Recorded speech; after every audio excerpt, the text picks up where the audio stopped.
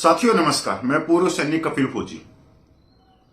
साथियों, आप चारों तरफ देख रहे होंगे सोशल मीडिया में, बड़े बड़े न्यूज चैनल में, बड़े बड़े अखबारों में 8वें केंद्रीय वेतन आयोग का जो फिटमेंट फैक्टर दिखाया जा रहा है वो 2.86 दिखाया जा रहा है। मतलब आप कह सकते हो कि 80% जो मीडिया रिपोर्ट है वो 2.86 को दिखा रही है और 20% मीडिया 2.57 को भी दिखा रही है, 2.28 को भी दिखा रही है और 2.06 को भी दिखा रही है और 1.90 को भी दिखा रही है। तो 80% जो मीडिया की तादाद है वो 2.86 की तरफ जा रही है। साथियों, मैं आप लोगों के विचार एक मुद्दा लेके आया हूं और मुद्दा यही है कि क्या 2.86 का फिटमेंट फैक्टर केंद्रीय कर्मचारियों को मिल सकता है? आप कमेंट करके बताना। उससे पहले मैं आप लोगों के सामने आंकड़े रख देता हूं कि 2.86 अगर मिलता है पूर्व सैनिकों को तो उनकी पेंशन कितनी बढ़ सकती है। उसके बाद में अगर 2.86 मिलेगा तो किस वर्ग तक मिलेगा और निचले वर्ग को क्या मिलेगा। पहले पेंशन को देख लेते हैं। आज के दिन एक सिपाही की जो पेंशन है 20,463 रुपये है। अगर उसको फिटमेंट फैक्टर 2.86 मिला तो पेंशन बढ़कर हो जाएगी 58,524 रुपये। नायक की पेंशन है 23,559 रुपये, बढ़कर हो जाएगी 67,407 रुपये। हौलदार की पेंशन है 24,763 रुपये, बढ़कर हो जाएगी 70,822 रुपये। नायब सूबेदार की पेंशन है 26,900 रुपये, जो बढ़कर हो जाएगी 76,934 रुपये। सूबेदार की पेंशन है 34,175 रुपये, जो बढ़कर हो जाएगी 86,300 रुपये। और जो सूबेदार 2016 से पहले के रिटायर्ड हैं उनकी पेंशन है 31,529 रुपये, उनकी पेंशन बढ़कर हो जाएगी 81,029 रुपये। सूबेदार मेजर की पेंशन है 34,575 रुपये, जो बढ़कर हो जाएगी 98,884 रुपये।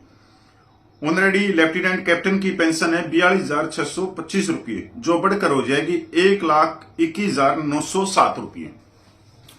आप एक तो ये कमेंट करके बताओ क्या 2.86 का फिटमेंट फैक्टर मिल सकता है। तो ज्यादातर कमेंट आएंगे कि सरकार नहीं देगी, मोदी सरकार 2.86 का नहीं देगी, ये नहीं करेगी, वो नहीं करेगी। ऐसा कुछ भी नहीं है। यहां पर दो चीजें चलेंगी, एक तो डॉक्टर एक्वायर्ड फार्मूला, दूसरा ILO की रिपोर्ट। इन दोनों ही रिपोर्टों को अगर गहन अध्ययन किया जाए तो दोनों ही रिपोर्ट कह रही है कि एक कर्मचारी वर्ग के एक महीने में जो खर्चा हो रहा है वो 41,000 से ज्यादा हो रहा है। तो ये तो फार्मूले कहीं ना कहीं तो रखे जाएंगे ही जिससे फिटमेंट फैक्टर निर्धारित करेंगे। एक चीज मैं आप लोगों को बिल्कुल साफ साफ बताना चाहता हूं। 7 पे कमीशन को जब आप गूगल करोगे और जब सरकार ने उसको स्वीकार किया, जब उसका नोटिफिकेशन स्वीकार किया और सरकार ने लागू किया, तो आप जब उसके फर्स्ट पेज पे जाओगे तो उसके अंदर जो रक्षा सेवाओं के लिए है फिटमेंट फैक्टर बदला गया। कैसे बदला गया कि जो छोटे रैंक के सैनिक थे वो 2.57 और जो बड़े अधिकारी थे उनका फिटमेंट फैक्टर 2.67, 2.72, 2.81।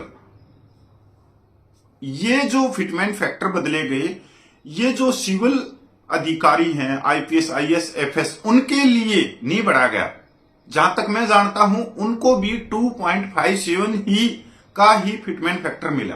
पर रक्षा सेवाओं में जवानों का और ऑफिसर का फिटमेंट फैक्टर थोड़ा सा अलग किया गया। अधिकारियों को ज्यादा दिया गया तो जवानों को कम दिया गया। अब अगर बात करें हम 2.86 फिटमेंट फैक्टर की, तो आप यकीन मानना 8वें पे कमीशन में 2.86 का फिटमेंट फैक्टर होगा। पर यह किसके लिए होगा, यह गर्व की बात, यह आने वाला समय बताएगा।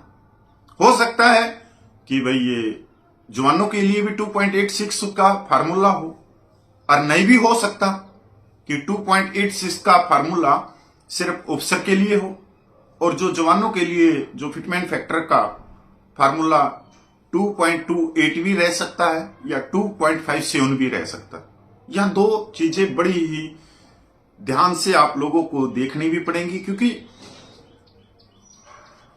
सर्विस के दौरान एक चीज बड़े ही उस्ताद सिखाते हैं कि आगे चलना है या आगे आपको कोई जिम्मेवारी मिली है किसी क्वार्टर मास्टर की, किसी सीएचएम की, तो आपको काम कैसे करना है कि पिछला पेज देखो और अगले पेज पे लिखो। तो कोई भी जब चीज होती है तो पिछले चीजों को उस पे कमीशन बिल्कुल देखता है, ऐसा नहीं है कि नहीं देखता। यहां देखेगा कि 5 पे कमीशन, 6 पे कमीशन, 7 पे कमीशन, फिर 8 पे कमीशन, ये सारी चीजें पिछले पेज को भी देखेंगे और तब आगे भी चलेंगे। यहां पर रुककर मैं एक बात और भी कहना चाहता हूं कि जो 7 पे कमीशन में हमारे जेसीओ रैंक के लिए जो मिलिट्री सर्विस पे की जो डिमांड की गई थी वो 10,500 की गई थी, सरकार ने उसको खारिज कर दिया था। तो अब की बार मिलिट्री सर्विस पे और डिसेबिलिटी पेंशन के हो सकता है कि 3 भाग बने, 3 वर्ग बने। सिपाही से हवलदार के लिए अलग मिलिट्री सर्विस पे अलग डिसेबिलिटी पेंशन, जेसीओज के लिए अलग मिलिट्री सर्विस पे अलग डिसेबिलिटी पेंशन, ऑफिसर के लिए अलग। क्योंकि ये इसलिए भी हो रहा है क्योंकि पिछले सालों में जो जवान थे अपने अधिकारों के लिए, अपने जायज मांगों के लिए, उन्होंने बहुत सारे आंदोलन करे, संघर्ष करे और मिलिट्री सर्विस पे डिसेबिलिटी पेंशन के केस को वो लेके न्यायालय में चले गए। तो वहां पर कहीं ना कहीं असहज हो गई सरकार भी कि अगर ये 2 ही गैप रहे तो फिर न्यायालय में जाएंगे 8वें पे कमीशन के बाद में पूर्व सैनिक, तो इसमें 3 गैप कर दो, जिससे हम मतलब न्यायालय को भी एक तरह से घुमाना, जिसको बोल सकते हैं कि घुमा देंगे कि देखो इसमें तो पहले से ही 3 भाग है, पहले 2 भाग थे, अब 3 भाग कर दिए, 3 वर्ग कर दिए और 3 वर्गों में मिलिट्री सर्विस पे डिसेबिलिटी पेंशन दे रही। तो यहां पर ये चीजें बहुत अहमियत रखती हैं। साथियों, मेरे पास में ये देखो 7 पे कमीशन की भी ये रिपोर्ट है और इसके अंदर बिल्कुल पे लेवल भी आप देख रहे होगे। अब जो पे लेवल है PB1 में, उसमें जो स्टेटस होता है एक सिपाही का, क्योंकि कहते हैं कि जो सेनाओं की रीढ़ की हड्डी कोई अगर है तो वो है सिपाही वर्ग। अब सिपाही वर्ग पे ही सारी दमदारी होती है, उसी की पीठ के ऊपर सब कुछ लदा होता है। अब उसका स्टेटस आप जब देखोगे इसके अंदर कितना नीचे कर दिया कि तीसरे नंबर पे लाके छोड़ दिया। 18,000 रुपये किसका न्यूनतम वेतन होता है? जो सफाई कर्मचारी होता है, और इसमें कितना है 21,000 रुपया, 21,700 के करीब एक सिपाही की एंट्री होती है। तो क्या फर्क रह गया? देखो ये दोनों चीजें ही कितनी स्वाभाविक तौर पे है और इस पे किसी ने भी ध्यान नहीं दिया आज तक। सब अपनी अपनी पेंशन को बढ़ाने में रहे।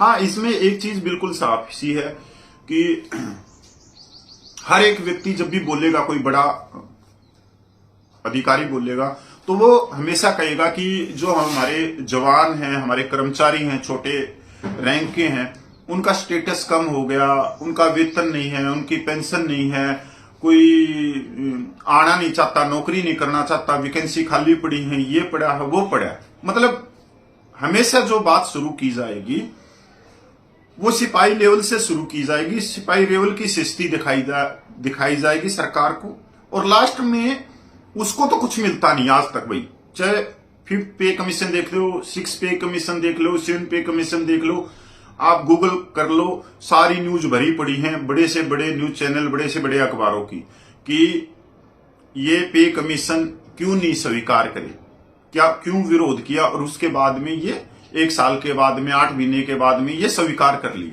तो उसमें कभी भी सिपाही का लेवल अप नहीं किया गया कि सिपाही का लेवल अप किया जाए और कि भाई उसका स्टेटस बढ़ा दिया, उसका वेतन बढ़ा दिया, उसके अलाउंस बढ़ा दिए, मिलिट्री सर्विस पे एक समान कर दी, डिसेबिलिटी पेंशन एक समान कर दी, नहीं, एक वर्ग को बढ़ा दिया गया। अब कई भाई कहेंगे कि आपने सिपाही, आप सिपाही का बोल रहे हो, कई भाइयों को रहता है ये कि कपिल भाई आप सिपाही सिपाही बोल रहे हो, मैं तो हवलदार हूं, मैं तो नायब सूबेदार हूं, मैं तो सूबेदार हूं। भाई सभी पहले सिपाही थे, सिपाही ही से ही आगे चल रहे। अगर सिपाही का जो फर्स्ट एंट्री मान लो 30,000 में होगी तो ऑटोमेटिक जो नायक है वो तो ऑटोमेटिक 33-34 हजार पे पूछ जाएगा, हवलदार 38,000 पे पूछ जाएगा, जेसो साहिबान और ऊपर पूछ जाएगा। तो हमेशा वहीं से शुरुआत होती है किसी भी चीज से। अब सबके आप जितनी भी मीडिया में देख रहे होगे, हर मीडिया न्यूनतम वेतन क्यों कह रही है? वो आईपीएस आईएएस वेतन क्यों नहीं कह रही? क्योंकि न्यूनतम वेतन से ही ऊपर की साइड में चलते। तो 2.86 का फिटमेंट फैक्टर तो आएगा, पर आएगा किसके लिए, यह गर्व की बात, यह समय बताएगा। तो साथियों नमस्कार, कमेंट करना ना भूलें।